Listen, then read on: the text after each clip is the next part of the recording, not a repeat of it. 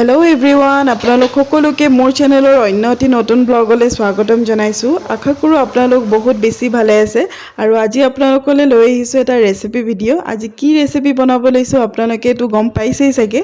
आज बनाब लैছো पनीरर तरकारी आरु खूब सहजे खूब कम बस्तु व्यवहार करि बनाब लैছো। पनीरर तरकारी तो सकलोৱে बहुत धৰণে बनाब पारे, किन्तु मइनो केनेके बनाও भाबिছো आपलोকৰ লগতো शेयर कৰো বুলি। তেতিয়া হলে বলক কেনেকেনো बनाও बनवाটো आरम्भ करो। आपलोकेও চাই থাকক ভিডিওটো। এয়া দেখিলেনে মই আলু আৰু এফেনে কাবুলি বুট ললো। কাবুলি বুটখিনি বইল কৰিবলৈ কুকাৰত এনেদৰে দি দিলো আৰু সাইডত মই পনীৰটো পুৰা আইস হৈ আছিল, সেইকাৰণে পানীত অকণ সময় তিয়াই থলো যাতে পনীৰখিনি মই কাটিব পাৰো। আৰু আনফেনে মই পিয়াজ আদা নহৰু অলপমান গ্ৰেট কৰি ললো আৰু পনীৰখিনিও এতিয়া ভালদৰে সৰু সৰুকে পিস কৰি কাটি লৈছো। বেছি ডাঙৰ পিস কৰা নাই, সৰু সৰুকে কৰিছো। মই সৰু সৰুকে পিস কৰিলে ভাল লাগে খাবলৈ। আৰু এইখিনি এনেকৈ কাটি পেলাই সাইড কৰি থলো আৰু আনফালে মোৰ বুটখিনিও বইল কৰা হৈ গল। আৰু এয়া দেখিছেনে খুব ধুনিয়াকে বইল হৈছে। যেহেতু আজি খুব সিম্পল ভাবে বনাম আৰু তাৰ বাবে বেছি বস্তুৰ দৰকাৰো নাই। এইকেইটা বস্তুৱে মোক দৰকাৰ আছিল, সেইকাৰণে মই আগতে ৰেডি কৰি সাইড কৰি থলো। আনফালে মই কেৰাহী এখন পাতি তেল গৰম কৰিবলৈ দিলো আৰু ইয়াতে এতিয়া মই গুড়া মছলাখিনি অকণমান উলিয়াই লওঁ বাটিতে। আৰু ইয়াত মই লৈছো হালধি গুড়ি, ৰেড চিলি পাউডাৰ, জিৰা গুড়ি, ধনিয়া গুড়ি অকণমান দিছো আৰু এইখিনি মই ভালদৰে পানী অকণমান দি পেলাই মিক্স কৰি থৈ দিম। আৰু জালুকৰ গুড়ি অকণমান দিবলৈ আছিল, সেইকণ মই পাহৰি গৈছিলো, সেইকাৰণে জালুকৰ গুড়িকণো দি দিছো। এতিয়া মই অকণমান পানী দি এইখিনি মিক্স হ'বলৈ অলপ সময়ৰ কাৰণে থৈ দিম এনেকৈ। আমাৰ মছলাখিনি ৰেডি হৈ গ'ল। আনফালে মোৰ তেলখিনিও গৰম হৈ গ'ল। ইয়াতে মই দালচেনি 2 পিচ দিলোঁ আৰু ইয়াত মই এতিয়া দি দিম যিখিনি পিয়াজ মই গ্ৰেট কৰি থৈছিলোঁ। ইয়াতে মই সৰু সৰু সাইজৰ 2টা পিয়াজ লৈছিলোঁ আৰু এইখিনি মই দি দিলোঁ। এইখিনি এতিয়া ভালদৰে ইয়াতে ভাজিম অলপ সময় যাতে কালাৰটো চেঞ্জ নোহোৱালৈকে। অকণমান যেতিয়া ৰঙচুৱা ভাৱ হ'ব তেতিয়া মই বাকিখিনি বস্তু এড কৰিম।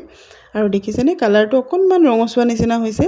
তাৰ পিছত মই ইয়াতে আদা নহৰু আধা চামুচ মান হ'ব, সেইখিনি মই ইয়াতে এড কৰি দিলোঁ আৰু এইখিনি অলপ সময় কেঁচা গোন্ধটো যোৱালৈকে ভালদৰে ভাজি থাকিম। এইখিনি অলপ সময় ভাজাৰ পিছত এতিয়া মই ইয়াতে মছলাখিনি এড কৰি দিম আৰু লগতে অকণমান পানী দি দিম, কাৰণ এইখিনি অকণ শুকাই আহিছে, তলত যাতে লাগি নাযায়, সেইকাৰণে অকণমান পানী দি ভালদৰে মছলাখিনি মিক্স কৰিম। পনীৰ খাই মই খুব বেছি ভাল পাওঁ, সেইকাৰণে আজিকালি মই বেলেগ ৰেচিপি কিছুমান পনীৰৰ ট্ৰাই কৰি থাকোঁ।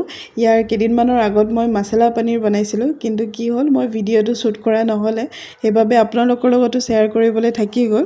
নেক্সট যেতিয়া আকৌ বনাওঁ আপোনালোকৰ লগত নিশ্চয় শ্বেয়াৰ কৰিম মই। আৰু আজি একেবাৰে চিম্পলভাৱে বনাইছোঁ। ইয়াত তেনেকৈ মই মছলা এক্সট্ৰা বা বেলেগ একো বস্তু ইউজ কৰা নাই। একদম চিম্পলভাৱে ঘৰুৱা যিখিনি থাকে সেয়া বস্তু দিয়ে মই আজি চিম্পলভাৱে বনাইছোঁ, কাৰণ ভাতৰ লগত খোৱা হ'ব যিহেতু। এইটো ৰুটিৰ লগত খাবলৈও ভাল লাগে। আৰু এয়া দেখিছেনে মোৰ মছলাখিনি ভালদৰে ভুনা হৈ গ'ল। এতিয়া কালাৰটো চেঞ্জ হৈ আহিছে আৰু এতিয়া ইয়াতে মই দি দিছোঁ বুটখিনি। আলুখিনি যিহেতু বইল আছিলে সেইকাৰণে আলুখিনি অকণমান পিছত দিম, নহ'লে ভাঙি যাব। এতিয়া বুটখিনিৰ লগত ভালদৰে মই এইখিনি অকণ সময় ভাজি থাকিম। চাওকচোন কালাৰটো কিমান ধুনীয়া হৈছে আৰু ইয়াৰ গোন্ধটো যে ইমানেই ধুনীয়া হৈছে। তেনেকৈ বেলেগ একো মছলা ইউজ কৰা হোৱা নাই, মানে ডেইলি আমি যিখিনি বস্তু খানাত ব্যৱহাৰ কৰোঁ সেইখিনিকে দিয়া হৈছে, কিন্তু ইমান ধুনীয়া গোন্ধ ওলাইছে। আৰু এয়া গ্ৰেভিখিনি অকণমান ডাঠ হোৱাৰ কাৰণে মই অলপমান পানী দি ভালদৰে মিক্স কৰি দিছোঁ। আৰু এতিয়া ইয়াতে মই বইল কৰি থোৱা আলু কেইপিচ অকণ সৰু সৰুকৈ পিচ কৰি লৈছিলোঁ আৰু এই কেইপিচো মই এতিয়া দি দিলোঁ। বেছি সময় নালাগে, খুব সোনকালে হৈ যায়, যিহেতু আলু বুট সকলোখিনি বইল আছে। আৰু আজি মই পনীৰখিনি নভজাকৈ দিম, সেইকাৰণে পনীৰখিনিও কেঁচাকৈ ৰাখিছোঁ, সেইখিনিও ভাজি লোৱা নাই। আজি ভাবিছোঁ এনেকৈয়ে দি দিওঁ বুলি। আৰু এতিয়া পনীৰখিনিও মই দি দিলোঁ, কাৰণ বেছি সময় আলুখিনি দিয়াৰ পিছত লৰাই থাকিলে ভাঙি যাব। আৰু সেইকাৰণে একেলগে মই দি পেলাই ভালদৰে অলপ সময় মিক্স কৰি এতিয়া জোখমতে পানী দি দিম। ইয়াতে মই পনীৰ বনালে পনীৰখিনি একদম সফ্ট হৈ থাকিলেহে বেছি ভাল পাওঁ। মই ভাজি পেলাইও বনাওঁ, কিন্তু ভাজিলেও বহুত বেছিকৈ নাভাজোঁ। অকণ সময় ঘি তেনেকৈ ভাজি পেলাই মই লগালগ পানীত গৰম পানীত অকণ সময়ৰ কাৰণে তিয়াই থৈ দিওঁ। তেতিয়া কি হয় পনীৰখিনি খুব ধুনীয়া সফ্ট হৈ থাকে। আৰু আজি সেইকাৰণে ভাবিছোঁ নভজাকৈ বনাওঁ বুলি। নভজাকৈ বনালেও ভাল লাগে খাবলৈ।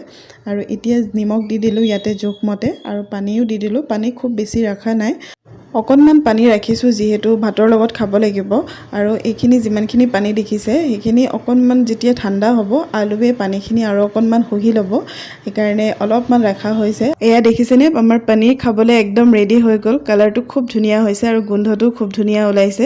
আৰু শেষত মই নমোৱাৰ আগত দি দিছোঁ এচামুচ গৰম মছলা আৰু দিম আধা চামুচ কচুৰি মেথি। কচুৰি মেথিখিনি মই আগতে অকণমান ভাজি পেলাই গুড়া কৰি থৈছিলোঁ। আৰু আজি মোৰ ৰেচিপি ভিডিঅ'টো কেনেকুৱা লাগিলে আপোনালোকে নিশ্চয় জনাব। আজিলৈ আহিছোঁ, বাই, লাভ ইউ অল।